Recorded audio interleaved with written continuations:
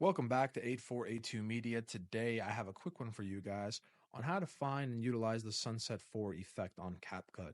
So, initially, what you're going to want to do is go up to Effects, Video Effects, Light Effect, and then scroll down to find Sunset 4. Click and drag it down to the timeline. We're going to use the player head to check out the effect itself. Gotcha. And now we're going to go to the Special Effects tab, and we can mess with the atmosphere and the speed of the effect. So, let me give you an example.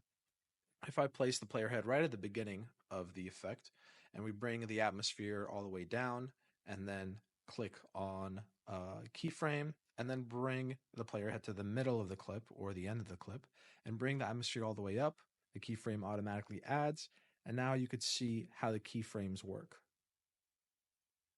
There you go. Well, guys, if this was helpful in any way, please leave a like down below. If you have any questions, comment down below. Again, thanks for watching and have a great day.